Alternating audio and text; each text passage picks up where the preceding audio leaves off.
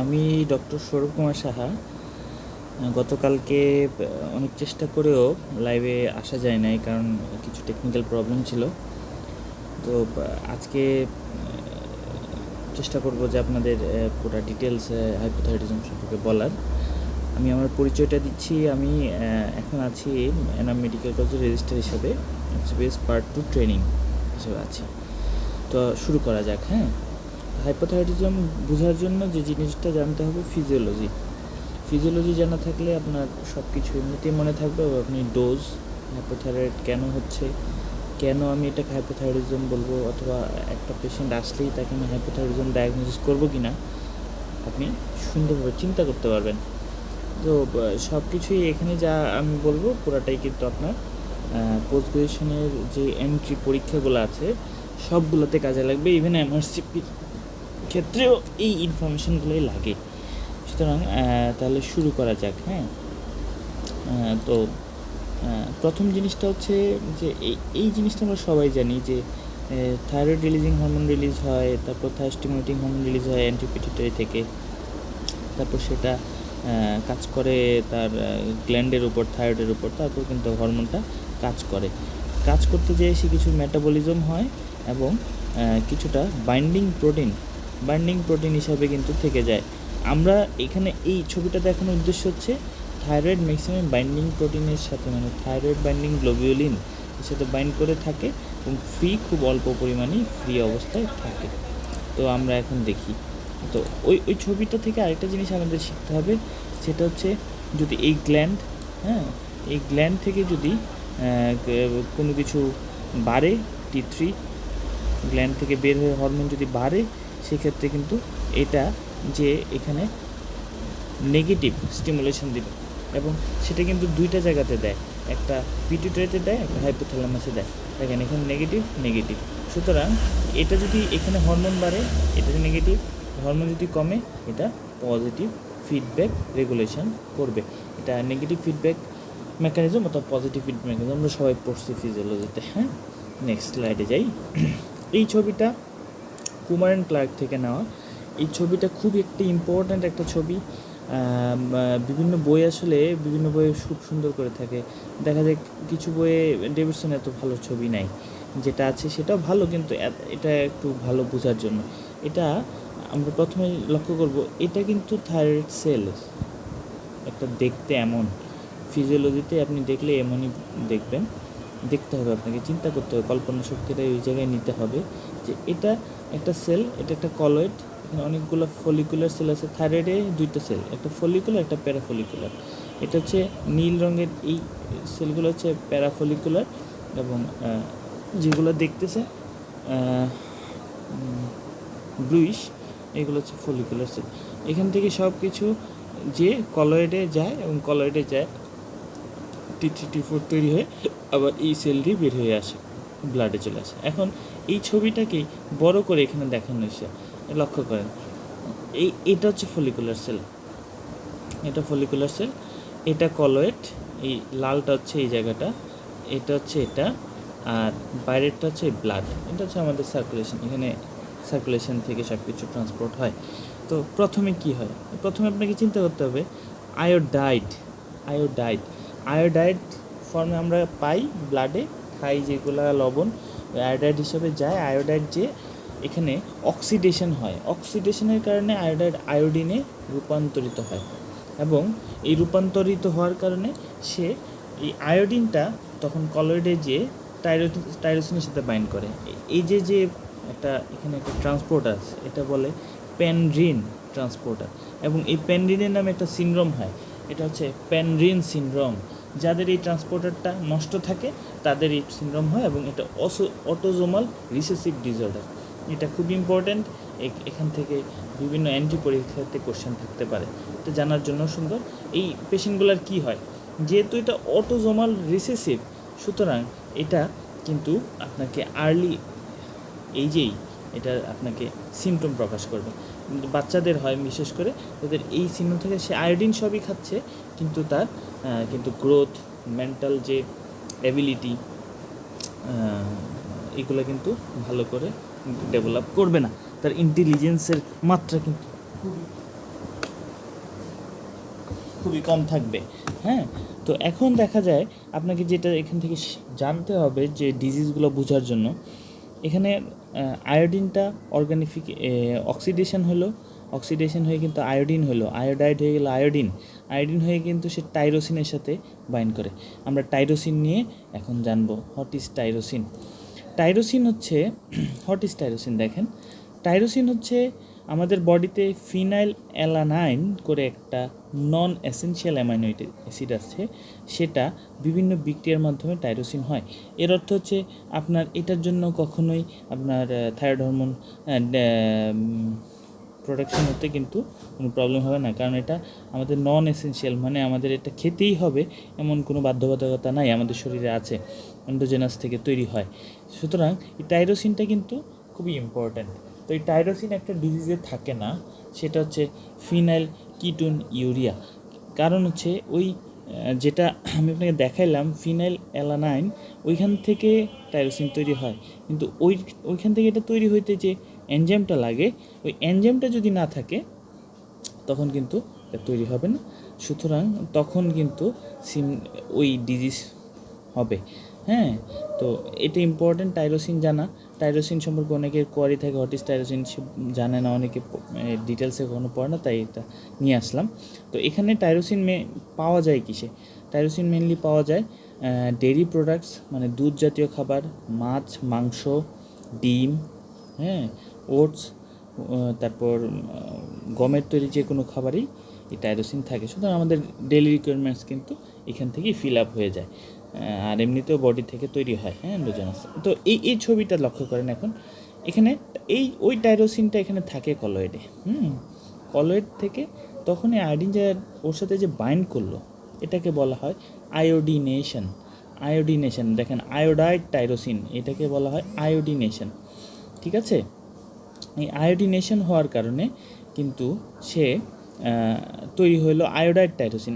Iodide টাইরোসিনের সাথে যখন এই থাইরোগ্লোবুলিন, এই যে থাইরোগ্লোবুলিন খুব ইম্পর্টেন্ট জিনিস, এটা ফলিকুলার সেল থেকে তৈরি হয় স্পেসিফিক। থাইরোগ্লোবুলিন বডির আর কোথা থেকে তৈরি হয় না, শুধুমাত্র থাইরয়েড সেল থেকে তৈরি হয়। এর জন্য যদি থাইরয়েডেক্টমির পরে কোনো ক্যান্সারের পেশেন্ট থাইরয়েডেক্টমি করা হয়েছে, তার থাইরোগ্লোবুলিন থাকার কথা না, কারণ তার তো থাইরয়েড গ্ল্যান্ড নাই।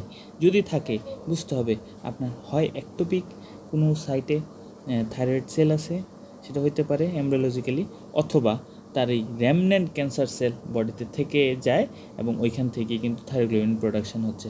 খুবই ইম্পর্টেন্ট ইন্ডিকেটর, এটা একটা স্পেসিফিক যে আপনার থাইরয়েড ক্যান্সার আফটার থাইরয়েডেক্টমির পরে আছে কি না দেখার জন্য খুবই ইম্পর্টেন্ট, এটা মনে রাখতে হবে।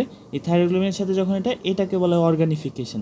সুতরাং এখানে তিনটা জিনিস হয়, আয়োডিনেশন, আয়োডাইড থেকে আয়োডিন, দেন আয়োডিন যে টাইরোসিনের সাথে যুক্ত হলে এটা বলে আয়োডিনেশন, এবং এই পুরা প্রসেসটা এই থাইরোগ্লোবুলিন যখন অ্যাড হয় এটাকে বলা হয় অর্গানিফিকেশন। সুতরাং খুব ইম্পর্ট্যান্ট এখানে থাইরোগ্লোবুলিন যেমন একটা ইম্পর্ট্যান্ট আমি আপনাকে বললাম, আরেকটা বলা হয় টিপিও, থাইরয়েড পার অক্সিডেজ, খুব ইম্পর্ট্যান্ট একটা এনজাইম। এটা ছাড়া এই অর্গানিফিকেশনও হবে না। অর্গানিফিকেশনের যে আগের দুইটা স্টেপ, যে অক্সিডেশনটা মেনলি কিন্তু এই যে আয়োডাইড থেকে আয়োডিন হয়, এটা টিপিও করে, থাইরয়েড পার অক্সিডেজ, এবং এই আয়োডিনেশনটাও টিপিওই করে। সুতরাং টিপিও অ্যান্টিবডি যদি তৈরি হয়, মানে টিপিও এর অ্যাগেনস্ট অ্যান্টিবডি তৈরি হয়েছে, আপনার অক্সিডেশন এবং আয়োডিনেশন স্টেপ নষ্ট হয়ে যাবে। থাইরয়েড কিন্তু আর হরমোন তৈরি করবে না, যেটা হাসিমোটো থাইরয়েডাইটিসের 1 নম্বর ফিচার, যে তার টিপিও অ্যান্টিবডি তৈরি হয়। সুতরাং এখানে এটা বুঝতে হবে ভালো করে। তারপর T4 T3 তৈরি হলো, এটা তো এত জানার কিছু নেই। T4 T3 আসবে, এসে ফলিকুলার সেল দিয়ে বের হয়ে ব্লাডে চলে আসবে। এখানে যেটা জানার আছে, আমরা কেন ফ্রি T3 এবং ফ্রি T4 দিই। ফ্রি T3 দিই কারণ 99%ই দেখেন আপনার এই যে থাইরয়েড বাইন্ডিং গ্লোবিউলিন করে যেটা বলছে টিবিজি নামে দেখা যায়, হ্যাঁ, ওইটার সাথে বাইন্ড করে থাকে। মাত্র 1% হচ্ছে ব্লাডে ফ্রি অবস্থায় থাকে, যেটা বিভিন্ন মেটাবলিক ফাংশনগুলো সে করে। ঠিক আছে, দেখেন টার্গেট সেল কোনটা, লিভার, কিডনি, মাসল, এইগুলো সব এমসিকিউ আসে কিন্তু। এই জিনিসটা যদি ভালো করে মাথায় রাখতে পারেন, অনেক কিছু ডিজিজের প্যাথোফিজিওলজি জানা সম্ভব। নেক্সট হচ্ছে আমি এখানে দেখাইতে চাচ্ছি যে অ্যাকচুয়ালি কি হয়। আয়োডিন যায়, আয়োডাইড যায়, আয়োডিন হয়, আয়োডিন হয় প্যানড্রিন। দেখেন প্যানড্রিন রিসিপ্টর দিয়ে সে বের হয়ে গেল। এই যে দেখেন টিপিওর কথা বলছিলাম, এই টিপিওটা দিয়েই কিন্তু আয়োডিনেশন হয়। তারপর হয় হচ্ছে এখানে হয় অক্সিডেশন অ্যান্ড দেন আয়োডিনেশন। এই সব প্রসেসটা কিন্তু টিপিও যুক্ত আছে। এখানে আমি দেখাতে চাইছি যে এখানে টিপিও খুব ইম্পর্ট্যান্ট একটা ফ্যাক্টর, যে আপনাকে টিপিও সম্পর্কে মনে রাখতে হবে। এই টিপিও খুব ইম্পর্ট্যান্ট এবং এই টিপিও খুব ইম্পর্ট্যান্ট। দেখেন প্রত্যেকটা স্টেপে কিন্তু টিপিওর অনেক ফাংশন আছে। সুতরাং থাইরয়েড পারঅক্সিডেজ এনজাইম যদি ফাংশনলেস হয়ে যায় অথবা তার বিরুদ্ধে অ্যান্টিবডি তৈরি হয়ে যায়, তখন কিন্তু এইগুলার কাজ করতে পারবে না। আমরা আজকে হাইপোথাইরয়েডিজম বলবো। হাইপোথাইরয়েডিজমের সবগুলা ব্যাপার আমরা আজকে জানবো যে কীভাবে কী হয়। এখানে আরেকটা জিনিস দেখার আছে, অ্যাকচুয়ালি আমাদের মেটাবলিক স্টেপ কী কী। তো আমরা যেগুলো বললাম, অক্সিডেশন, আয়োডিনেশন। অক্সিডেশন হচ্ছে আয়োডাইড থেকে আয়োডিন, আয়োডিনেশন হচ্ছে টাইরোসিনের সাথে আয়োডিন যুক্ত হওয়া, এবং পিজি থাইরোগ্লোবুলিনের সাথে আয়োডিন এবং টাইরোসিন যুক্ত হওয়ার পুরো প্রসেসটাকে অর্গানিফিকেশন বলে। আর লাস্টের যে স্টেপসটা, এটা খুব ইম্পর্টেন্ট, কয়েকটা ডিজিজ বোঝা যায় এই জিনিসটা বুঝতে পারলে। ডিআয়োডিনেশন, এটা হচ্ছে একটা এনজাইম। এই এনজাইমের মাধ্যমে T4 থেকে কিন্তু T3 তৈরি হয়। এটাও অনেক মাথায় সবারই একটু গোলমাল লাগে যে অ্যাকচুয়ালি T4 থেকে T3 না T3 থেকে T4। আপনি মনে রাখবেন বড় ভাই থেকে ছোট ভাই হয়, এবং ছোট ভাই কিন্তু যথেষ্ট বুদ্ধিদীপ্ত হয়। তো ব্যাপারটা এমন, T4 থেকে T3 হয়।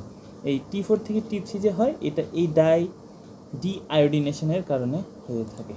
আচ্ছা, এখন আমরা বলি যে দেখেন আমি যা যা বলছি ঠিক এইগুলো এখানে লেখা আছে। হ্যাঁ, organification, oxidation, iodide to iodine by TPO, iodination, thyroglobulin, organification হচ্ছে টাইরোসিন, আয়োডিন। হ্যাঁ, এইগুলো কিন্তু এখানে লেখা আছে। এখানে আয়োডিন প্লাস টাইরোসিন হবে, একটু ভুল আছে। অর্গানিফিকেশন হচ্ছে তিনটে একসাথে কমপ্লেক্স ফর্মেশনকে বলে, আর ডিআয়োডিনেশন হচ্ছে T4 থেকে T3। ঠিক আছে, এই কনভার্সনটা আমি আপনাকে দেখাইছি একটু আগে, টাইরোসিন সম্পর্কে বলছি। এখন আমরা বলি ফাংশন অফ থাইরয়েড হরমোন। ফাংশনটা actually insulin dependent entry of glucose into, এটা সবচেয়ে ইম্পর্টেন্ট, লাল কালি দিয়ে দিছি দেখেন।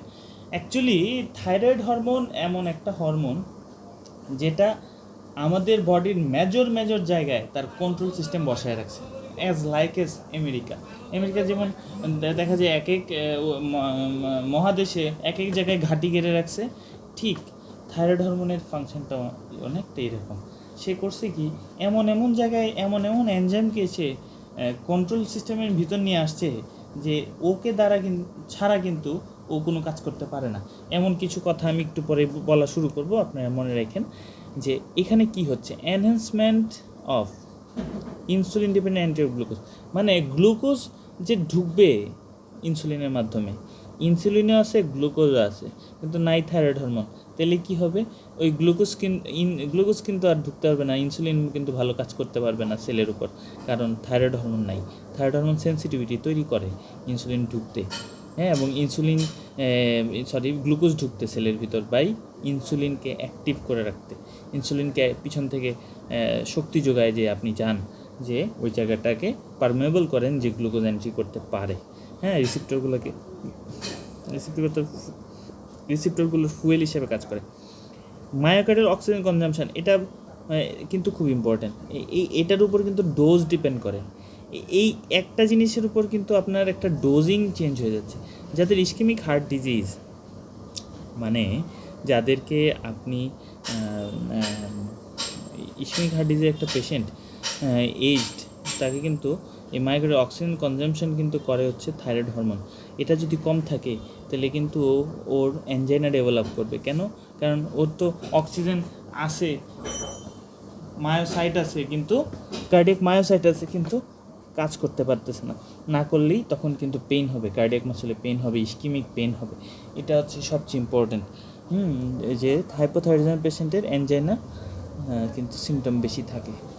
ঠিক আছে, আবার হাইপোথাইরয়েডিজম পেশেন্টের অ্যানজাইনা সিমটম বেশি থাকে, ওকে কিন্তু থাইরক্সিন বেশি সাপ্লিমেন্ট দিলেও সমস্যা আছে।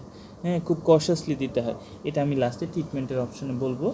এখন নার্ভের কন্ডাকশন, কারণ নার্ভ কন্ডাকশন আরেকটা ইম্পর্টেন্ট জিনিস। দেখবেন অনেক পেশেন্ট বলবে সারা শরীরে জ্বালাপোড়া করে, বার্নিং সেন্সেশন হয়, পেইন হয়, হ্যাঁ। তো এইগুলা কিন্তু প্যারাস্থেশিয়া করে একটা টার্ম আছে, এটার ভিতর পড়ে। তো এইগুলো কিন্তু সবই থাইরয়েড হরমোন ডেফিসিয়েন্টির কারণেই হয়ে থাকে। গ্লুকোনিওজেনেসিস করে এবং oxidation of fatty acid. Fatty acid oxidation খুব ইম্পর্টেন্ট জিনিস। হয়তো বা এখানে দেখে মনে হচ্ছে কয়েকটা মুখস্থ করলে হবে না, এইগুলা করে না বলেই এই ফ্যাটি অ্যাসিডকে বডিতে যদি ইউটিলাইজ না হয়, এটা তো মেটাবলিক ফুয়েল আমাদের জন্য, আমাদের শরীরের জন্য ফ্যাটি অ্যাসিড একটা শক্তির উৎস। এটা এখন কাজে লাগলো না, তখন এটা কি হবে?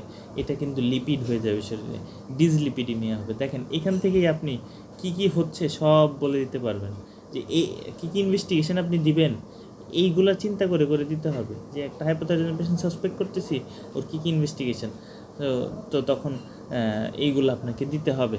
যে তাকে দেখার জন্য ডিসলিপিডিমিয়ার জন্য কিন্তু লিপিড প্রোফাইল আপনাকে অ্যাডভাইস করতে হবে, ঠিক আছে?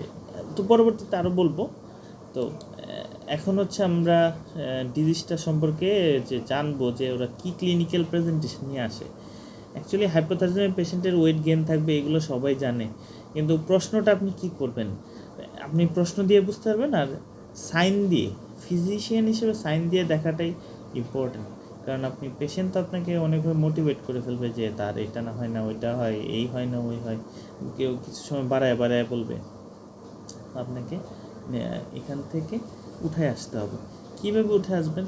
যে ওয়েট গেইন তো হইতেই পারে, এটা হিস্ট্রি স্পেসিফিক না, তার তোর আগে থেকে ওজন মাপা ছিল না, এখন আপনি ওজন মাপছেন, মেপে কি পাবেন যে তার ওয়েট গেইন হয়েছে? আপনি আগে ওজন তো জানতেন না, পরে বলবেন যে জামা কাপড় ঢিল, এইগুলো বলে আসলে হয় না, হ্যাঁ। কোল্ড ইনটলারেন্স, এটা খুব ইম্পর্ট্যান্ট। আপনি প্রশ্ন করবেন আপনার কি শীতের দিন ঠান্ডা সহ্য হয় না?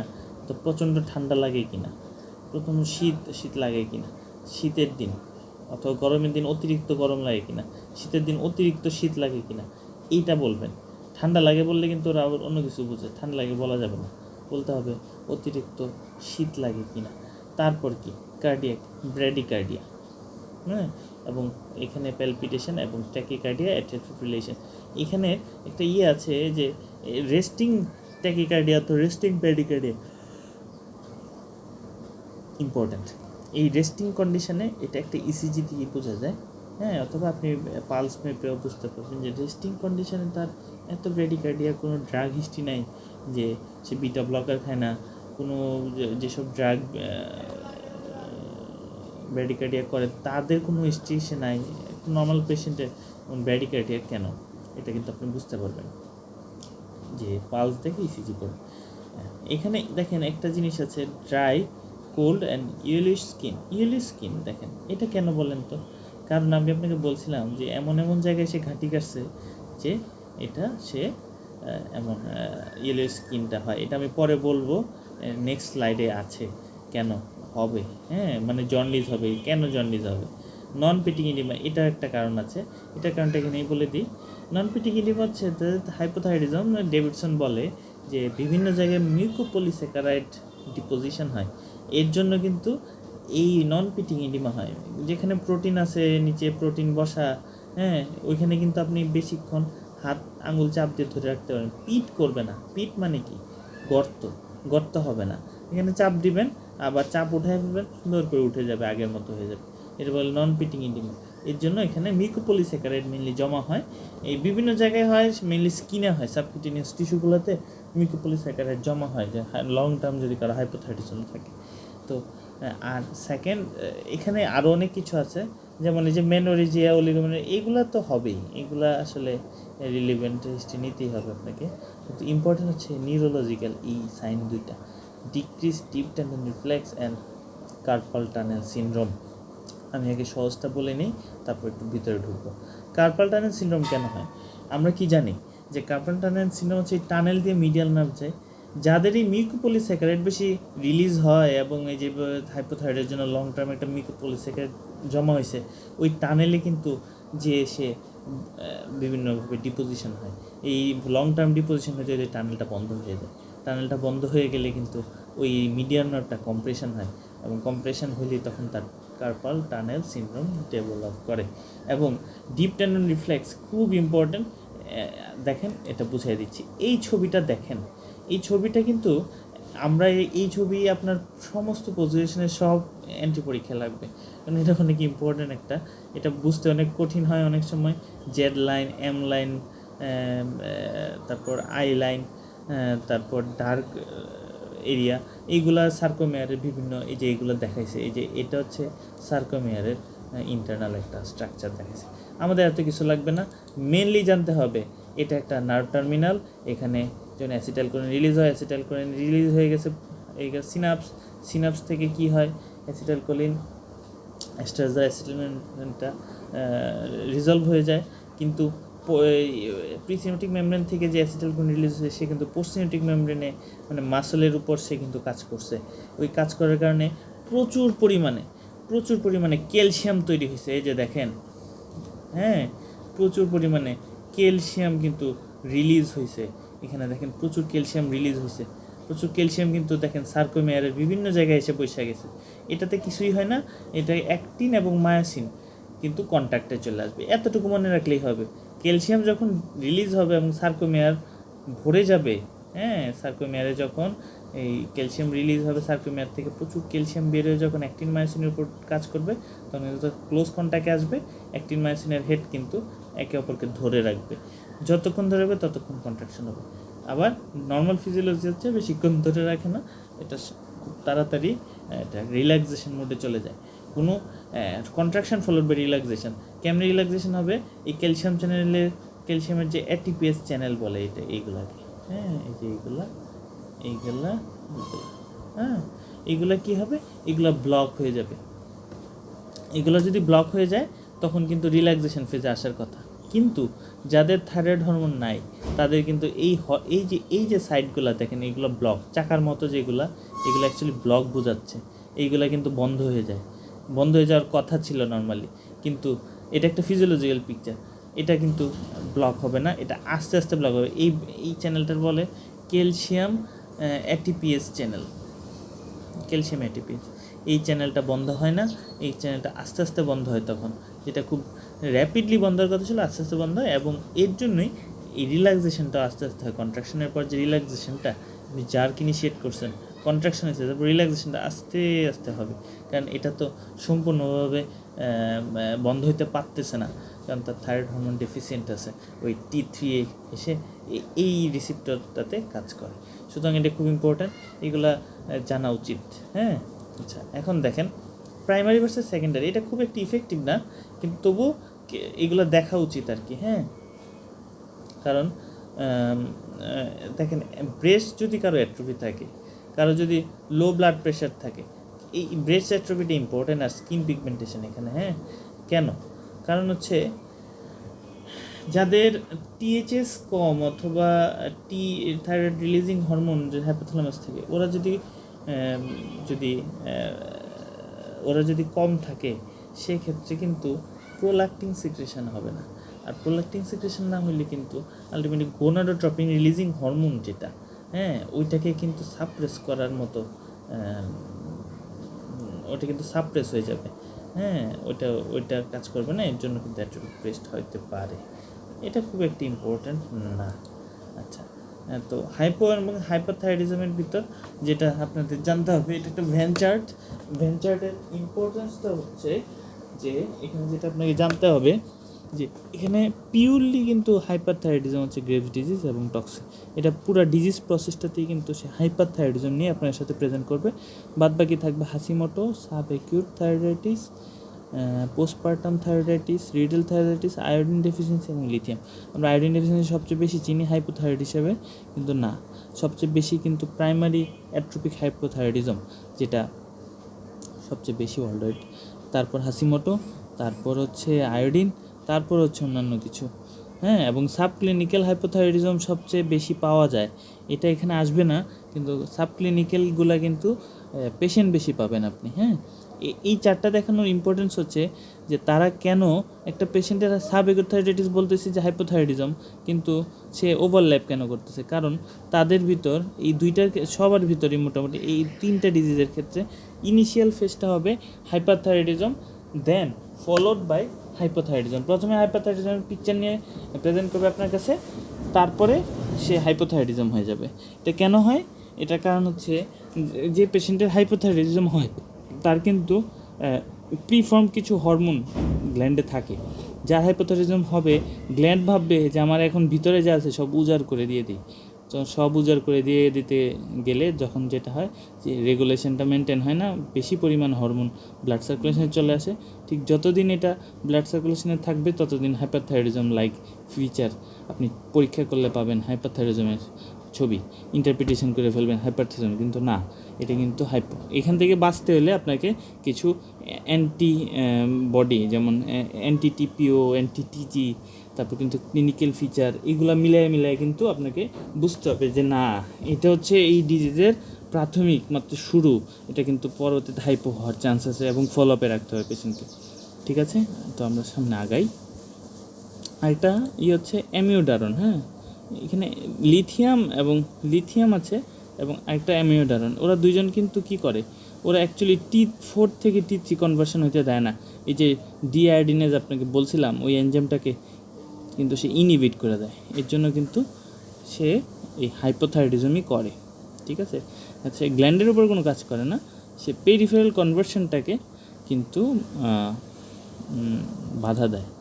ঠিক আছে, আচ্ছা, এখন cause primary atrophic hypothyroidism, Hashimoto thyroiditis, এবং after thyroidectomy, radioactive iodine therapy, drug therapy, amiodarone, lithium, dietary iodine deficiency, secondary hypothyroidism, এবং আদার যে এটার সাথে অ্যাসোসিয়েশন থাকবে, ডাউন সিনড্রোম থাকতে পারে, টার্নার সিনড্রোম থাকতে, সিলিয়াক ডিজিজ থাকতে পারে, এবং হাইপারপ্রোল্যাকটিন হাইপোগোনাডিজম খুব ইম্পর্ট্যান্ট, এবং স্লাইড রাইজ বিলিরুবিন। এই দুইটা সম্পর্কে আপনাকে বলছিলাম যে কথা বলবো। দেখেন এখানে আগের কজগুলো একবার দেখে রাখেন যে প্রাইমারি অ্যাট্রোফিক হাইপোথাইরয়েডিজম যদি থাকে তার সাথে কিন্তু আপনি কয়েকটা ডিজিজ খুঁজবেন। একটা পেশেন্টকে ভাবতেছেন হাইপোথাইরয়েডিজম, কোনো কারণ পাচ্ছেন না ওইরকম, কিন্তু তখন চিন্তা করতে হবে অটোইমিউনিটি কিনা। অটোইমিউনিটির কারণে কিন্তু, অন্যান্য অটোইমিউনিটির কারণে কিন্তু এই অ্যাট্রোফি হাইপোথাইরয়েডিজমটা হয়।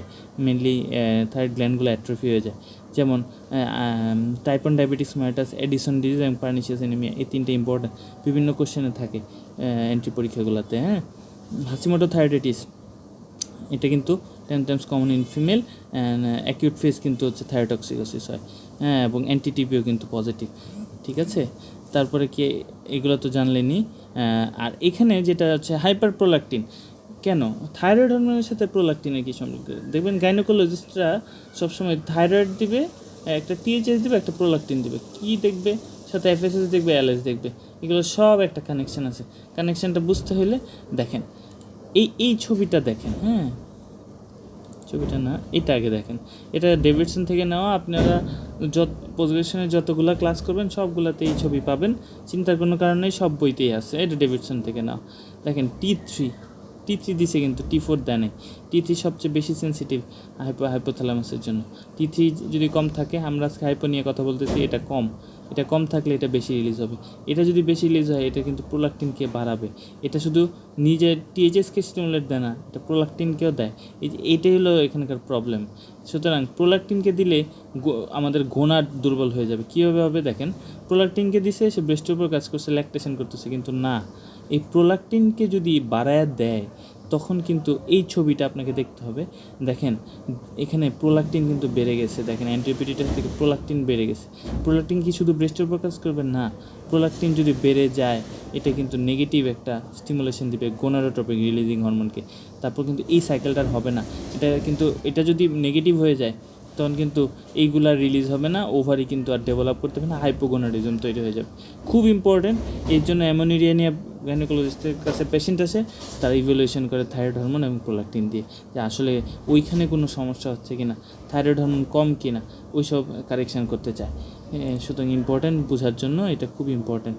দেখেন এই স্টেপস এবং এই স্টেপস, যে প্রোল্যাকটিন যদি বেশি হয় তাই প্রোল্যাকটিন ইনহিবিন, হ্যাঁ, প্রোল্যাকটিন যদি বেশি হয়ে যায় তখন কিন্তু তার উপর নেগেটিভ ইফেক্ট হবে। এলএসএস এফএসএস বের হবে না, টেস্টিস ওভারি দুইটাই ডেভেলপ করবে না, এবং ইস্ট্রোজেন প্রজেস্টেরন অ্যান্ড্রোজেন কিছুই থাকবে না, কমে যাবে, তখন কিন্তু রিপ্রোডাকশন হবে না। ঠিক আছে, এটা ফিজিওলজি, আমি আপনাকে প্যাথোলজি বুঝাইলাম। ঠিক আছে, আচ্ছা, এখন আপনাকে বলি যে আমরা এখন কি দেখতে চাচ্ছি, স্লাইডলি বিলিরুবিন কেন বাড়ে। আপনাকে আমি বলছিলাম যে এটা এমন এমন জায়গায় ঘাটিকারা আছে যেসব জায়গা থেকে আপনাকে অবশ্যই বুঝতে হবে। এই যে দেখেন, আনকনজুগেটেড বিলিরুবিন মানে কি, মেনলি প্রথমে কি ছিল একটু আপনারা বই দেখে নেবেন। এটা সবারই জানা যে কনজুগেশনটা হয় মেনলি লিভারে এসে, আনকনজুগেটেডটা লিভারের বাইরে। যখন কনজুগেশন হতে চায় তখন গ্লুকোনাইল ট্রান্সফারেজ করে একটা এনজাইম আছে, এই যে ইউডিপি, গ্লুকোনারাইল ট্রান্সফারেজ এনজাইম, এই অ্যাক্টিভিটিটা কমায় দেয় এই থাইরয়েড হরমোন। এটা যদি থাইরয়েড হরমোন না থাকে তাহলে এই এনজাইমটা কাজ করে না। এনজাইম না কাজ করলে আনকনজুগেটেড থেকে কনজুগেটেড আর হবে না। তখনই কিন্তু প্রবলেমটা ক্রিয়েট হবে যে ওই পেশেন্টের তখন আপনার পেলেন না, বিলিরুবিন বেশি পেলেন, তো জন্ডিস বলবেন না, জন্ডিসের ইভলিউশন করতে হবে, এই থাইরয়েড হরমোনই আসতে হবে। সুতরাং একটা পেশেন্টের জন্ডিস পেলে আপনার থাইরয়েড হরমোনও দেখা উচিত। কেন উচিত, এটার আনসারটা হচ্ছে এটা, ঠিক আছে? এটার কারণে কিন্তু হইতে পারে, এটা কিন্তু পেশেন্টকে কাউন্সেলিং করতে পারবেন, নিজে জানলেন, সবাইকে জানাতে পারলেন, এটা ইম্পর্ট্যান্ট। হ্যাঁ, আচ্ছা, এখন আসেন যে সেরাম টিএইচএস, এটা সবচেয়ে সেন্সিটিভ। ফার্স্ট টেস্ট যদি আপনি একটা করতে চান, দেখার জন্য হাইপোথাইরয়েড চিন্তা করতেছেন, একটা করলেই হবে যদি পেশেন্টের টাকা পয়সা কম থাকে। সাথে ফ্রি T3 এবং ফ্রি T4, কিন্তু T3-র কিন্তু কোনো রোল নাই। কারণ কি, T3-র সোর্স হচ্ছে T4 নিজে এবং রিভার্স T3, মানে যেসব T3 কাজে লাগে না ওরা কিন্তু ব্লাডে রিভার্স T3 হিসেবে থেকে যায়। সুতরাং T3 থেকে আপনি খুব একটা আইডিয়া পাবেন না, আপনার আইডিয়া মেনলি নিতে হবে T4 থেকে। সুতরাং হাইপোথাইরয়েডের সবচেয়ে সেন্সিটিভ বায়োমার্কার হচ্ছে THS অ্যান্ড T4, এই দুইটা দেখে ইন্টারপ্রিট আপনাকে ম্যাক্সিমাম ডায়াগনোসিস আপনার এখান থেকে হয়ে যাবে। T3-রও ইম্পর্টেন্স আছে, যে নাই তা বলা যাবে না, T3-র ইম্পর্টেন্স আছে এক দুইটাতে। তখন আমরা যখন বলবো ডিফারেন্সিয়াল ডায়াগনোসিস কী কী, একটা চার্ট আছে ওইখান থেকে বলে দিব। ECG, resting bradycardia, low voltage ECG. এখন দেখেন এখানে রেস্টিং ব্র্যাডিকার্ডিয়া, এটা তো ইম্পর্ট্যান্ট বললাম, ইসিজি করলে পাবেন। আর লো ভোল্টেজ ইসিজি কেন হতে পারে, একটা পেশেন্টের থাইরয়েড হরমোন নেই, তার মায়োকার্ডিয়াম কিন্তু কনজামশন হচ্ছে না অক্সিজেন কনজামশন না হলে কিন্তু তার যে ভোল্টেজে কাজ করার কথা হার্ট, ওইটা কাজ করতে পারবে না। এবং অনেক হাইপোথেনসিস পেশেন্টদের মিউকোপলিস্যাকারাইড জমে যায় ইয়েতে, হার্ট কার্ডিয়াক মাসল অথবা ক্রুরাল ইফিউশন, পেরিকার্ডিয়াল ইফিউশন থাকতে পারে। তো সেক্ষেত্রে কিন্তু ওই আমরা যে ইসিজি রিডিংটা পাবো এটা কিন্তু পাবো না, এটা কিন্তু কম পাবো, তখনই লো ভোল্টেজ ইসিজি হয়। লো ভোল্টেজ ইসিজির ক্রাইটেরিয়া আছে, ইসিজি নিয়ে অনেক কিছু বোঝার আছে, এইগুলো দেখে আপনাকে কিন্তু মাথায় রাখতে হবে। একটা লো ভোল্টেজ ইসিজি পেলেন, ভোল্টেজ কম মনে হচ্ছে, কিন্তু এটা অ্যাকচুয়ালি কী, থাইরয়েড না, তো এই চিন্তা করতে হবে। থাইরয়েডের জন্য কিন্তু ইভ্যালুয়েশনে যেতে হবে, এনে হাইপোথাইরয়েড কিনা এটা বের করতে হবে। হ্যাঁ, একটা হচ্ছে ইউএসজি অফ থাইরয়েড, এটা খুব ইম্পর্ট্যান্ট। আলট্রাসাউন্ড করে বোঝা যায় না এমন কোনো মানে থাইরয়েড ডিজিজ নাই, সব ডিজিজেই আলট্রাসাউন্ডের ফাইন্ডিং আছে। বিশেষ করে আমরা যে চ্যাপ্টারটা আজকে বলতেছি হাইপোথাইরয়েডিজম, এটা হচ্ছে diffuse thyroid disease. Diffuse thyroid ডিজিজে প্রচুর হয়, আলট্রাসাউন্ডে সব বলা যায় যদি ডপলার স্টাডির সাথে থাকে। ডপলার উইথ আলট্রাসাউন্ড, নেক এবং থাইরয়েড সব কিছুই মোটামুটি ইভ্যালুয়েশন করা যায়। আপনার ফার্স্ট লাইন হবে, আপনি যদি দুইটা পরীক্ষা দেন, একটা হচ্ছে টিএসএইচ, একটা থাইরয়েড, এই দুইটা দিলে আপনি অনেকটুকু জেনে যাবেন। আর অন্য পরীক্ষা না দিলেও চলে, কিন্তু এগুলো আপনাকে দেখা উচিত। সেরাম প্রোল্যাকটিন কেন বাড়বে এটা বলে দিছি, সেরাম আনকনজুগেটেড বিলিরুবিন কেন বাড়বে সেটাও বলে দিছি। হ্যাঁ, আচ্ছা, ফাস্টিং লিপিড কেন বাড়বে বলে দিছি, কারণ সে ফ্রি ফ্যাটি অ্যাসিডকে কিন্তু ফুয়েল হিসাবে ব্যবহার করতে দিবে না, এর জন্য এগুলো বেড়ে যাবে। RBS, impaired glucose tolerance or diabetes develop করতে পারে। কেন, কারণ গ্লুকোজ তো গ্লুকোজ তো সেলের ভিতর ঢুকতে পারতেছে না, কারণ ইনসুলিনকে তো সেন্সিটিভ করার দায়িত্ব ছিল থাইরয়েড হরমোনে, সে করতে পারতেছে না। সুতরাং রিজন বিহাইন্ড দিস হচ্ছে low thyroid hormone means reduce use of glucose and free fatty acid as fuel. This is why glucose intolerance and hyperlipidemia occurs in hypothyroidism. তো আমরা এই ইন্টারপ্রিটেশন, এই বক্সটা থেকে, ডেভিডসনের বক্স থেকে আপনার সারা জীবন চলতে হবে, এই বক্স দেখে দেখেই চলতে হবে। কিন্তু এই বক্স দেখতে গেলে মাথাটা ঘুরায়। তো আমি চিন্তা করছি যে যেহেতু খুব ইনিশিয়াল স্টেজের আপনাদের ক্লাস, এটা থেকে আপনাকে অনেক কিছু ডায়াগনোস করতে হবে, কিন্তু মেনলি বেসিক জিনিসটা আলাদা করে জানা উচিত। এবং বেসিক জিনিসটা আমি একটা চার্ট, ম্যানুয়াল চার্ট করছি, যেটা ছবি আকার আছে, ওইটাই আপনাকে বোঝাই দেবো। এটা আমরা লাস্টে বুঝবো, হ্যাঁ, সর্বশেষে। এটা হচ্ছে চার্টটা, হ্যাঁ, এখান থেকে আমরা বুঝবো। এখন ক্লু দেই আপনাদের যে কোনো একটা পেশেন্টের anti TH receptor, anti TH antibody ও কিন্তু গ্রেভস ডিজিজের দিকে চলে যাবে, 90 to 100 থাকবে গ্রেভস ডিজিজ। কখন দিবেন? যদি হাইপারথাইরয়েডিজম পান। হাইপোর পেশেন্টকে এটা দেওয়ার দরকার নেই। যদি হাইপো পান তখন অ্যান্টি-টিপি অ্যান্টিবডিজ দেবেন, এটা দরকার আছে, এটা হাসিমটোর দিকে যায়। এবং 10% ক্ষেত্রে কিন্তু অনেকে নর্মালি থাকতে পারে। সুতরাং ক্লিনিক্যাল ফিচারও মিলাইতে হবে। এই যে deep tendon reflex, ankle jerk, এই অ্যাকিলিস টেন্ডনের উপর যার কিন্তু মোর স্পেসিফিক, হ্যাঁ এটা কিন্তু ভালো ফিজিশিয়ান, এই যে বিধান, ডক্টর বিধান রায়, ওরা যে ভালো ফিজিশিয়ান ছিল, তারা কিন্তু এইগুলোই মনে করতো। আমি দেখি নাই, তো মনে হয় যে ওরা এইগুলো করতে বলে অনেক ডায়াগনোসিস তারা চেম্বার প্র্যাকটিসেই বুঝে যেত। তো এই যে এখানে আছে প্রিভিলেন্স দেখেন, অ্যান্টিবডিজ পার্সেন্টেজ, গ্রেভ ডিজিজে কিন্তু টিএইচএস রিসিপ্ট অ্যান্টিবডি 80 to 95%। এটা খুবই ইম্পর্টেন্ট বক্স ডেভিডসনের। এবং এখানে কি হয়, অটোইমিউন হাইপোথাইরয়েডিজম কোনটা? অ্যাকচুয়ালি হাসিমোটো থাইরয়েডিস। এটাতে কিন্তু থাইরয়েড প্যারাক্সাইড মানে অ্যান্টিটিপি অ্যান্টিবডি, এটা কিন্তু অ্যান্টিটিপি অ্যান্টিবডিটা কিন্তু প্রায় 90 to 100%। দেখেন ইম্পর্টেন্ট, এটা দিয়ে আপনি কিন্তু ম্যাক্সিমাম কমন পেশেন্টই পাবেন প্র্যাকটিস করতে গেলে। আহামরি খুব একটা জটিল পেশেন্ট পাই না, এগুলো আসলে জটিল হইলে খুব কম পার্সেন্টেজ জটিল হয়। এবং এখানে দেখেন যে নর্মাল পপুলেশনেও কিন্তু থাকতে পারে এইগুলো আপনাকে মাথায় রাখতে হবে আর কি, যে থাকতে পারে, কিন্তু আমি কিন্তু ডিজিজ ধরে আগাবো। যদি ভালো থাকে ঠিক আছে, কিন্তু আমি মনে করবো যে এটা ডিজিজই হইতে পারে, এমন একটা চিন্তা করতে হবে। হ্যাঁ, এবং এই থাইরোগ্লোবুলিন দেখেন হাসিমটোর ভিতর কিন্তু 80 to 90% টিজিও থাকে। সুতরাং আপনি অ্যান্টি-টিপি আর অ্যান্টি-টিজি দুইটাই দিতে হবে যদি আপনি সাসপেক্ট করেন যে পেশেন্টটা হাসিমটো হইতে পারে। ঠিক আছে, এখন হচ্ছে যে দেখেন হাসিমটো থাইরয়েডাইটিস। হাসিমটো থাইরয়েডাইটিসে এখানে বোঝার ব্যাপার হচ্ছে, হাসিমটো থাইরয়েডাইটিসে হাইপোগোনাডিজম, অ্যান্টি-টিপি এবং গয়টার, এই তিনটা জিনিস থাকবে, তাহলে এটা Hashimoto thyroiditis. Hashimoto thyroiditis association thyroid lymphoma, Hashimoto থাইরয়েডাইটিসটা থাইরয়েড লিম্ফোমার সাথে অ্যাসোসিয়েশন থাকবে। Feature hair loss, hoarseness of voice and periorbital oedema, এইগুলো তার হচ্ছে ফিচার। এইগুলো অ্যাকচুয়ালি পেশেন্ট দেখতে দেখতে আসলে হয়, কিন্তু হাসিমটো থাইরয়েডাইটিস কিনা এটা বুঝতে হবে, এটার জন্য মিলাইতে হবে, এবং অ্যান্টিটিপিও দিবেন কিনা ডিসিশন নিতে হবে। এবং ফিচারটা হচ্ছে feature of hypothyroidism, hair loss, hoarseness of voice and periorbital oedema, এই তিনটা জিনিস কিন্তু আপনার দেখতে হবে। এই periorbital oedema, hoarseness of voice এবং হেয়ার লস, এই সবগুলোই কিন্তু এই মিউকোপলিস্যাকারাইড হাইপোথাইরয়েডিজমে হইলেই কিন্তু তখন হইতে পারে। হাসিমটো থাইরয়েডাইটিসের সবচেয়ে ইম্পর্টেন্ট থাইরয়েড লিম্ফোমা। কেন? কারণ থাইরয়েড লিম্ফোমা হবে এই কারণে যে থাইরয়েডে একটা হচ্ছে মিউকোপলিস্যাকারাইড জমা হবে, এবং থাইরয়েড সেলে কিন্তু প্রচুর লিম্ফোসাইট ইনফিল্ট্রেশন হবে, এবং লিম্ফোসাইট ইনফিল্ট্রেশন হলে এখান থেকে এই লিম্ফোসাইট একটা সময় মিউটেশন হয়ে কিন্তু লিম্ফোমাতে কনভার্ট হয়ে যায়। এবং মেডিকেল স্টুডেন্টদের বলা হয় যে লিম্ফোমা, থাইরয়েড হাসিমটো এমন হইতে পারে, কারণ প্রচুর স্ট্রেসফুল কন্ডিশনে যায় তারা, থাইরয়েড হরমোন প্রচুর প্রেশারে থাকে সবসময়। এটা একটা ইম্পর্টেন্ট, অনেকে বলে। গয়টারে এটার গয়টার থাকবে, হাসিমটোর কিন্তু থাইরয়েডের একটু ফোলা থাকবে, আপনি এটা একটু লক্ষ্য করতে হবে। আপনি ধূপ গিলতে বলবেন, দেখবেন আলট্রাসাউন্ডে বলবে গয়টার, তখন দেখবেন যে গয়টারের কনসিস্টেন্সি এবং এটা নন টেন্ডার কিনা। হ্যাঁ, এবং আর্লি ডিজিজে কিন্তু থাইরয়েড এটা কিন্তু হাইপোথাইরয়েডিজম থাকবে না, হাইপারথাইরয়েডিজম থাকবে, এবং লেটে থাকবে হাইপোথাইরয়েডিজম, এটা আপনাকে মাথায় রাখতে হবে। তো সিক ইউথাইরয়েডিজম সিনড্রোম করে একটা সিনড্রোম আছে, এটা হচ্ছে অ্যাকচুয়ালি প্যাথোলজিটা বুঝতে পারলে আপনি হবেন। এটা যে হসপিটালে ভর্তি আছেন, আপনি ডিপ্রেস অথবা স্ট্রেসফুল কন্ডিশনে যাচ্ছে, তখন কিন্তু বডির রেগুলেশনটা নষ্ট হয়ে যায়। তখন একটা ডাউন রেগুলেশন হবে, একটা আপ রেগুলেশন। ডাউন রেগুলেশন হবে টাইপ 1 টি আয়োডিনেজ এনজাইম, যেটা T4 থেকে T3 করতো, সেটা কিন্তু ডাউন রেগুলেশনে যাবে। এর কারণে কিন্তু T4 থেকে T3 কনভার্ট হবে না। কনভার্ট না হলে কিন্তু T4 বেড়ে যাবে, বাট T3 কমবে। এটা কিন্তু আমরা দেখাবো লাস্টে। আমি বলছি যে ডিফারেন্সিয়াল ডায়াগনোস করার জন্য THS, T3 and T4 দেখে কীভাবে বুঝবো, এটা আমরা লাস্টে কথা বলবো এই ব্যাপারে।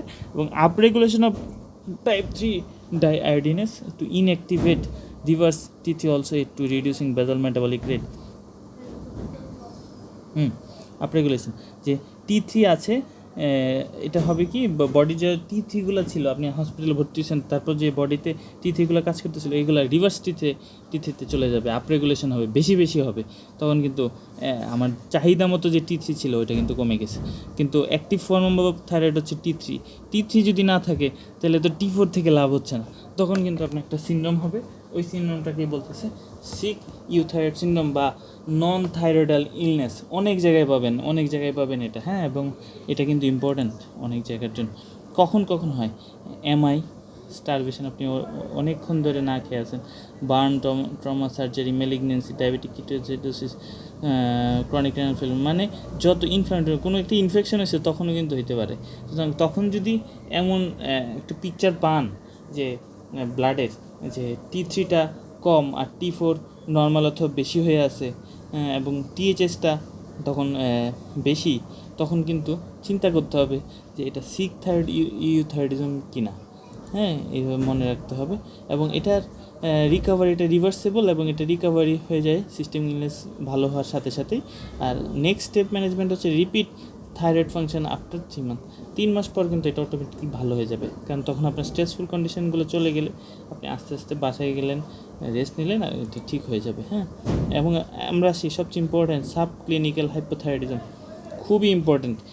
এটা থেকে আপনি অ্যাকচুয়ালি ম্যাক্সিমাম পেশেন্ট কাভার হয় এই একটা থেকে, যা এটার মেনলি বেসিকটা হচ্ছে কোনো সিমটম থাকবে না, শুধু দেখা যাবে যে টিএইচএসটা বেড়ে আছে।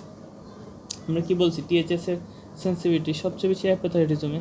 তাহলে টিএইচএস যদি বেড়ে থাকলে তো আপনার ভাববেন এটা হাইপোথাইরয়েডিজম, কিন্তু দেখবেন যে টি3 টি4 কিন্তু নর্মাল, ওরা নর্মাল হয়ে আছে।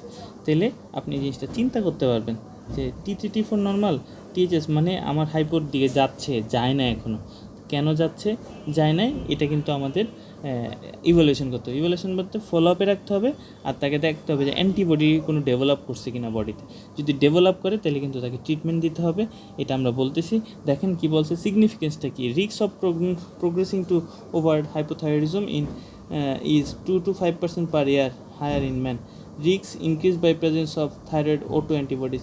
এসব ক্ষেত্রে কিন্তু অটো অ্যান্টিবডিজের রিস্ক থাকে ইনক্রিজ, এবং এটা ম্যালিগনেন্সিতে কিন্তু কনভার্ট হতে পারে যদি অ্যান্টিবডি তৈরি হয়, হ্যাঁ। এই জিনিসগুলো মাথায় রাখতে হবে। কখন ট্রিট করবেন? টিএইচএস মোর দেন 10, এটা একটা criteria. Thyroid auto antibodies positive মানে অ্যান্টি-টিপিও, অ্যান্টি-টিএইচএস, অ্যান্টি-টিজি এগুলো যদি থাকে, এবং previous treatment of graves disease, যদি আগের কোনো ট্রিটমেন্ট অফ গ্রেভ ডিজিজ যদি দিয়ে থাকেন, হিস্ট্রি থাকে, সেক্ষেত্রেও কিন্তু আপনাকে ট্রিট করতে হবে টিএইচএস। যদি টিএইচএস যতই হোক, হ্যাঁ, আপনাকে করতে হবে। আর টিএইচএস যদি 10-এর বেশি হয় তখন তো ট্রিটমেন্ট শুরুই করতে হবে। আর টিএইচএস যদি 10-এর কম হয়, তখন যদি এইগুলো থাকে তখন কিন্তু আপনাকে ট্রিটমেন্ট শুরু করতে হবে, মানে থাইরক্সিন সাপ্লিমেন্টেশন দিতে হবে। যদি কারো কার্ডিওভাস্কুলার ডিজিজ থাকে, প্রেগনেন্সি প্ল্যান, নিয়ার ফিউচার, যদি প্রেগনেন্সি আমরা নিতে চাচ্ছি, প্রেগনেন্সিতে প্রচুর থাইরয়েড দরকার, হরমোন দরকার পড়ে, সুতরাং আপনাকে এগুলো চিন্তা করতে হবে। যে ফ্রিকোয়েন্সি অফ টিএফটি মানে থাইরয়েড প্রোফাইল টেস্ট, হ্যাঁ। এটা কী মানে আমি একটা সাবক্লিনিক্যাল হাইপোথাইরয়েডিজম ডায়াগনোসিস করলাম, কয়দিন পর আমি দিব, অথবা মানে ফলো আপে আসবে। যদি নেগেটিভ থাকে অ্যান্টিটিপিও 1 নাম্বার টেস্ট, এটা দিতে হবে আপনাকে। এটা নেগেটিভ যদি থাকে সে 3 বছর পরে আসবে, পজিটিভ থাকলে 1 বছর পরে আসবে। এটা হচ্ছে তার প্রোটোকল। এখন আসি, এটা শেষ সাবক্লিনিক্যাল হাইপোথাইরয়েডিজম। ট্রিটমেন্ট হচ্ছে থাইরক্সিন যদি 10-এর বেশি থাকে, আর বাকি অপশনগুলো করে। পোস্টপার্টাম থাইরয়েডিসটা কি, যে thyroid dysfunction occur within first 6 month after delivery. যে ডেলিভারি হওয়ার পরের 6 মাসের পর যদি কারো থাইরয়েড সমস্যা হয়, চিন্তা করতে হবে এটা হচ্ছে পোস্টপার্টাম থাইরয়েডাইটিস। এটা আর অন্য কিছু চিন্তা করবেন না, চিন্তা করতে হবে ওইভাবেই। হিস্ট্রিটা এর জন্য ইম্পর্টেন্ট।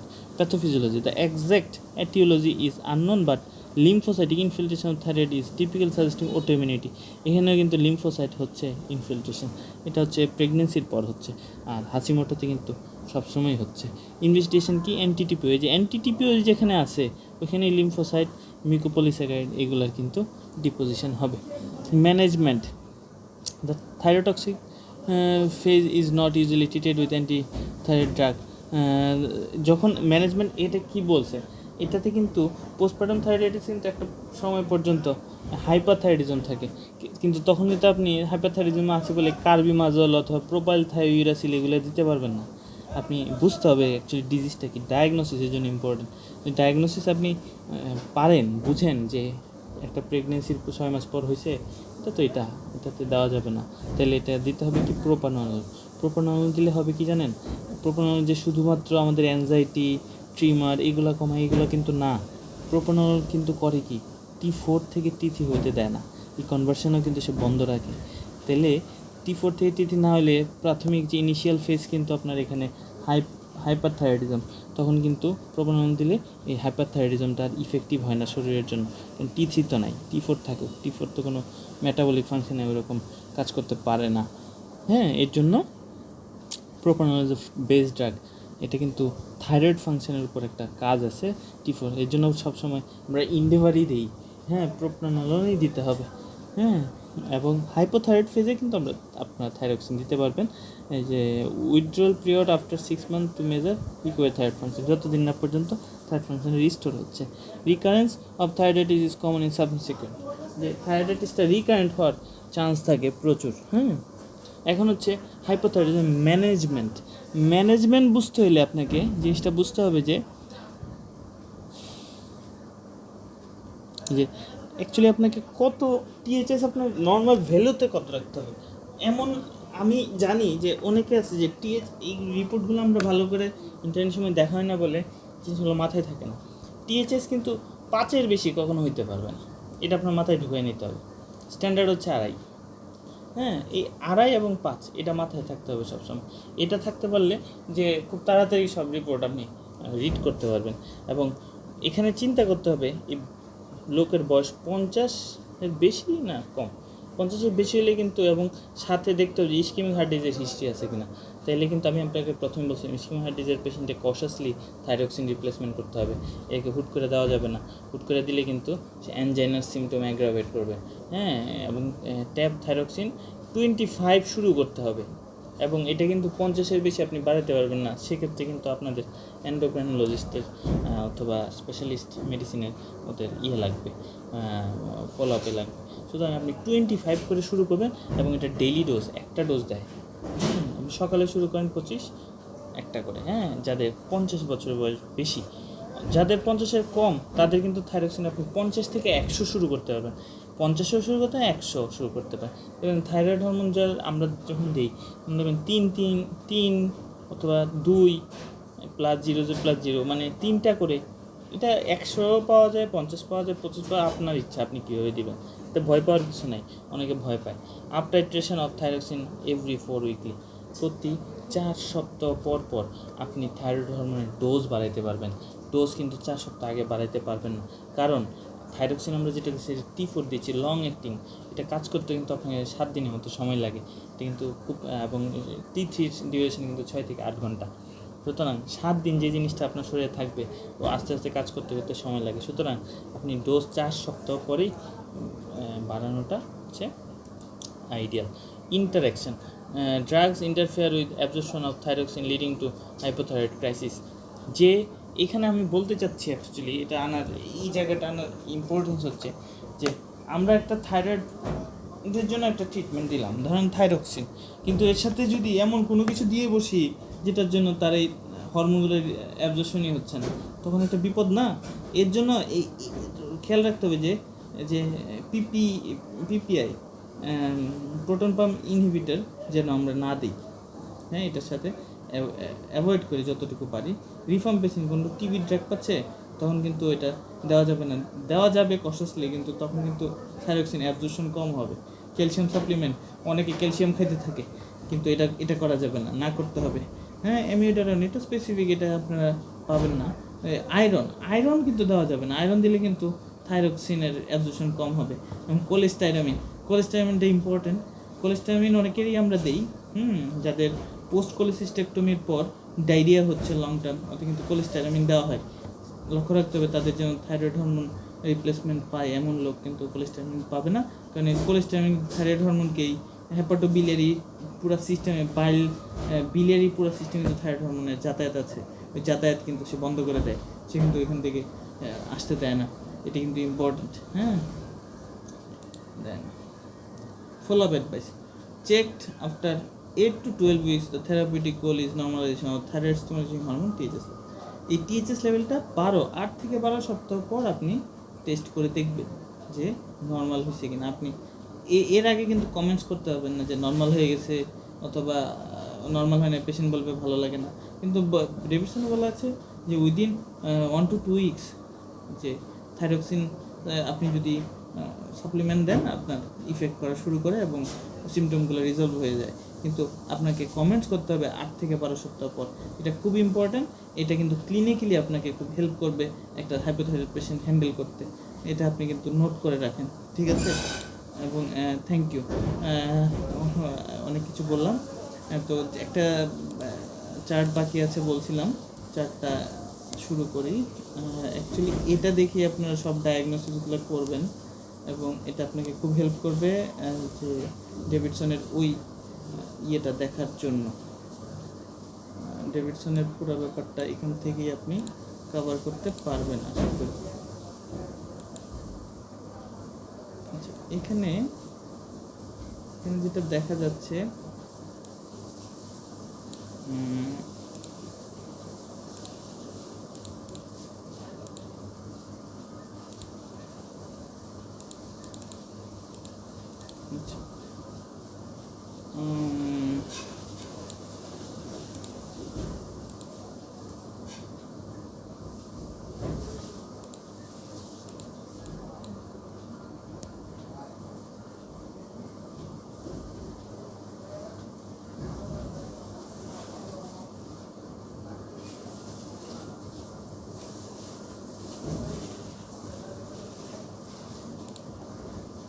এখানে যেটা দেখা যাচ্ছে যে অ্যাকচুয়ালি আমরা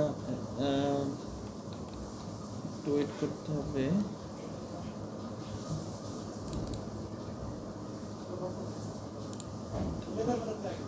এখানে দেখেন, এখানে কিন্তু দেখেন খুব সুন্দর করে লক্ষ্য করলে বুঝবেন যে এখানে আমরা কি দেখাইতে চাচ্ছি। হ্যাঁ, এখানে আমরা দেখাইতে চাচ্ছি যে থাইরয়েড প্রোফাইল, হ্যাঁ, সেকেন্ডারি হাইপোথাইরয়েডিজম। হ্যাঁ, সেকেন্ডারি হাইপোথাইরয়েডিজম সবসময় আগে চিন্তা করতে হবে যে এটা সেকেন্ডারিটা হচ্ছে ব্রেন থেকে হয়, হাইপোথ্যালামাস অ্যান্টিপিটিউটারি। এখানে যদি কোনো সমস্যা হয় তাহলে স্বাভাবিকভাবেই এটা টিএচএসটা রিলিজ হয় এখান থেকে, এটা কমে যাবে। এই জিনিসটা আমি যেটা এখানে গোল দিচ্ছি এটা খুব ইম্পর্টেন্ট। হ্যাঁ, এই জিনিসটা কমে যাবে। টিএচএস যদি কম থাকে তাহলে থাইরয়েড হরমোন কি রিলিজ হবে না। সুতরাং এটা একটা কমন থিওরি হচ্ছে সেকেন্ডারি হাইপোথাইরয়েডিজম সব কম, কোনোটাই পারবে না। প্রাইমারি হাইপোথাইরয়েডিজম পিকচার হওয়ার কথা কী ছিল যে তাদের T4 কম, T3 কম, তাই তো? তাহলে তাদের টিএচএস বেশি থাকবে, কারণ তার T3 T4 কম। নেগেটিভ ফিডব্যাকে কিন্তু টিএচএস বেশি বাড়ার কথা, এবং এটাই ম্যাক্সিমাম হয়। কিছু কিছু ক্ষেত্রে ব্যতিক্রম আছে। এখন দেখেন, আমি সবচেয়ে বলতেছিলাম যে সাবক্লিনিক্যাল হাইপোথাইরয়েডিজম সবচেয়ে ইম্পর্টেন্ট। সাবক্লিনিক্যাল হাইপোথাইরয়েডিজম এনটিটিপিও দেখতে হবে আপনাকে। এটা পজিটিভ থাকতে নেগেটিভ থাকতে, পজিটিভ থাকলে ট্রিটমেন্ট দিবেন, পজিটিভ না থাকলে ট্রিটমেন্ট দিবেন না। কী করবেন দেখবেন যে শুধু টিএচএসটাই বেশি, বাট T3 T4 কিন্তু এত বাড়ে নাই, ঠিক আছে? কোনো নর্মাল হয়ে আছে। এটা হলো সাবক্লিনিক্যাল হাইপোথাইরয়েডিজম ডায়াগনোসিস। হ্যাঁ, এই ডায়াগনোসিস পাওয়ার পরে টিপিও দিবেন, অ্যান্টিটিপিও। হাসিমোটো থাইরয়েডাইটিস, ওর কিন্তু টিপিও পজিটিভ থাকবে। আপনি ওরে পাবেন কি জানেন? ওর দেখেন টিএচএস বেশি পাবেন ওর, তাহলে হাইপো। আগে তো টিএচএস দেখে সবাই, তারপরে দেখবেন কি ওর দুইটাই মানে টিপিক্যাল একটা প্রাইমারি হাইপোথাইরয়েডিজমের দেখেন যে ফিচার, ও কিন্তু তাই নিয়ে আসবে। কিন্তু তাকে অ্যান্টিটিপিও দিবেন, তখন দেখবেন পজিটিভ পেয়ে গেলেই কিন্তু তার ডায়াগনোসিস হচ্ছে হাসিমোটো থাইরয়েডাইটিস, সাথে আলট্রাসাউন্ডের রিপোর্ট, সাথে ক্লিনিক্যাল ফিচার আপনাকে হেল্প করবে। নন থাইরয়েড ইলনেস বা সিক ইউথাইরয়েডিজম এবং ড্রাগ অ্যামিউডারন এই সেম একটা পিকচার তৈরি করে। সবগুলোই কিন্তু কি হয় অ্যাকচুয়ালি T4 থেকে T3 হতে দেয় না। T4 থেকে যদি T3 না হয় তাহলে T4 কিন্তু বেড়ে যাবে। T4 বাড়লে কিন্তু T3 যাবে কমে, কারণ T4 থেকে তো T3 হচ্ছে না। T3 এবং রিলেটিভলি তখন কি হবে, T4 বেশি থেকে যাবে আর নতুন করে T3 তৈরি হচ্ছে না, T3 কমে যাবে। তো তখন ব্লাডের পিকচারটা হবে এমন। তখন কি হবে দেখেন, T3 না থাকার কারণে, হ্যাঁ, T4 কিন্তু T3 না থাকার কারণে কিছুই হবে না, বাট T4 যে নাই, টি ফোর যে বেশি হওয়ার কারণে কিন্তু সেই হাইপোথ্যালামাসকে আর স্টিমুলেট দেবে না, ইনহিবিটরি দিবে, এর জন্য সে টিএইচএসকে কমায় দিবে। টিএইচএস কিন্তু হাইপোথ্যালামাসে সেন্সিটিভ, T3ও সেন্সিটিভ, তবে T3টা বেশি সেন্সিটিভ, কিন্তু এখানে তো T3 থাকবেই না। এই T3 করবে কি, এখান থেকে T3 কমলে কী হবে, দুইটাভাবে কমে। একটা হচ্ছে এখানের ডিআয়োডিনেজ যে এনজাইম, এটার আপ রেগুলেশন অ্যান্ড ডাউন রেগুলেশনে একটা ঝামেলা হয়ে যায়, হওয়ার কারণে T4 থেকে T3 হয় না, আর যে T3 ছিল ওইটা আবার রিভার্স T3 হয়ে যায়, একটা বিপদ। মানে T3 থাকবেই না, ওর T3 নাই, আছে হচ্ছে T4, এবং T4 বাড়ার কারণে এটা কিন্তু কমে যাবে। হাইপোথাইরয়েডিজম সবসময় লক্ষ্য করবেন উল্টা, যেটা বাড়বে এটার সাথে এটা কমবে, উল্টা। হ্যাঁ, কিন্তু এখানে দেখেন একটু কেমন, এখানে দুইটা একই দিকে আবার একটা একই দিকে, এটা কীভাবে মনে রাখবেন, T3টা রিভার্স T3 হয়ে যাবে, আর এখানে T3 থেকে T4 হবে না, এখানে একটা ইনহিবিটরি সিগন্যাল হবে। তো এইগুলো হচ্ছে ওভারঅল আপনার হাইপার অ্যান্ড হাইপোথাইরয়েডিজমের যে বেসিক জিনিসগুলো এখানে আছে। এটা হচ্ছে ডায়াগনোসিসের জন্য, বাট আপনি যদি ট্রিটমেন্টে যান তখন কিন্তু আপনাকে এই দুইটা জিনিস লাগবে must, poor compliance and over replacement. আপনি ডেভিডসনে বলা আছে যে যদি থাইরক্সিন রিপ্লেসমেন্ট দিচ্ছেন বাট আপনি এডিকুয়েট রেসপন্স পাচ্ছেন না, change the company of the drug. রেনেটার দিচ্ছেন, সেটাকে স্কোয়ারে যেতে হবে, স্কোয়ারটা দিচ্ছেন, রেনেটে যেতে হবে, কারণ অনেক ড্রাগের এফিকেসি একরকম থাকে না। হ্যাঁ, এর জন্য কিন্তু এটা করতে বলছে। ইভেন অনেকে এখানে এখন বোঝার ব্যাপার আছে ওভার রিপ্লেসমেন্ট কী। ওভার রিপ্লেসমেন্ট হচ্ছে আপনি কাউকে বলছেন ওষুধ খেয়ে বলছেন 4 সপ্তাহ পরে আসতে, ওষুধের ডোজ বাড়াইতে পারেন, অথবা ওরা বলছেন যে 8 সপ্তাহ পরে আসতে ফলো আপে। আর ও করলো কি, ও 8 সপ্তাহের 7 সপ্তাহ পর্যন্ত ওষুধ খাইতো না রেগুলারলি, সে আসার 1 সপ্তাহ আগে ওষুধ খেয়ে সব ওষুধ খাওয়া শুরু করলো একসাথে। তাহলে কিন্তু তাকে ওভার রিপ্লেসমেন্ট বলতে আপনি ওভার দিচ্ছেন না, ও একটা সার্টেন পিরিয়ড কোনো ওষুধ নেয় নাই, এরপরে আবার সে প্রচুর পরিমাণ ড্রাগ নেওয়া শুরু করছে, যে থাইরক্সিন উল্টাপাল্টা খেয়ে আসছে, তার কিন্তু দেখবেন যে তার T4 যাবে বেড়ে, এই T4 থাকবে বেড়ে, আর তার এই THS ওই রকম যাবে কমে। তো সে আসছিল কিন্তু হাইপো নিয়ে, THS বেশি নিয়ে আসছিল, এখন হবে কি, এই THS যাবে প্রচুর কমে, থাকবে না, কারণ প্রচুর পরিমাণ T4 তো সাপ্লিমেন্ট হয়েছে, বডি অ্যান্টিপিরিটারি কিন্তু তখন রিকগনাইজেশন প্রচুর T4 চলে আসছে, ডাইটে আমার এটা কমাই দিতে হবে, কিন্তু এটা কিন্তু অ্যাকচুয়ালি তার অরিজিনাল পিকচার না, এখানে পিকচার সে নিজে তৈরি করছে, এটা আপনাকে খেয়াল রাখতে হবে, জিজ্ঞেস করতে হবে। আর পোর কমপ্লেন্স হচ্ছে আপনি দিছেন, পেশেন্ট ভালো পেশেন্ট, সে ভালো কাউন্সিলিং এবং শিক্ষিত পেশেন্ট, সে কিন্তু এটা নর্মালি থাকবে T4, আপনি T4 ঠিকই দিয়ে T4 ঠিক করতে পারছেন, বাট এই T4টা কিন্তু নর্মালি এটাকে কমাইতে পারে নাই, এটা কিন্তু বেড়ে আসে, তখন কিন্তু আপনাকে ওই কোম্পানি চেঞ্জ করতে হবে, তাকে মনিটরিং আরও ভালো করে করতে হবে। সুতরাং এটা খুব ইম্পর্ট্যান্ট, এই জিনিসটা যদি আপনি ভালো করে মনে রাখতে পারেন তাহলে কিন্তু আপনি ট্রিটমেন্টে যেতে পারবেন, ডায়াগনোসিস করতে পারবেন, এবং হাইপোথাইরয়েডিজম নিয়ে যে ভয়টা এটা চলে যাবে। সবাইকে ধন্যবাদ অনেক কষ্ট দেওয়ার জন্য, কারণ গতকালকে আসলে অনেক চেষ্টার পরেও কিন্তু আমি মাইক্রোফোনটা করতে পারি নাই, সাউন্ড আসে নাই। তো আমি আশা করি যে এই ক্লাসটাতে আপনারা অন্তত ট্রিটমেন্টটা বুঝতে পারছেন যে কীভাবে আমরা নেক্সট, এখানে বাকি থাকে আসলে কয়েকটা জিনিস আরও বাকি থেকে যায়। হাইপোথাইরয়েডিজম অনেক বড়, প্রেগনেন্সিতে হাইপোথাইরয়েডিজম সবচেয়ে ইম্পর্ট্যান্ট। দেখুন প্রচুর পেশেন্ট পাবেন প্রেগনেন্সিতে হাইপোথাইরয়েডিজম নিয়ে আসছে। প্রেগনেন্সিতে দুইটা সমস্যা দেখবেন যে জিপি প্র্যাকটিসে খুব কাজে লাগে। একটা হেপাটাইটিস বি পজিটিভ পেশেন্ট আসছে, আপনি কি করবেন, আপনাকে জিজ্ঞেস করবে, আপনি পারবেন না কিছুই, এটা আপনাকে জানতে হবে। প্রেগনেন্সিতে হাইপোথাইরয়েডিজম কী করতে হবে, কী ওষুধ দিতে হবে, কখন ওষুধ দিতে হবে না, এইগুলো কিন্তু আপনার জানতে হবে।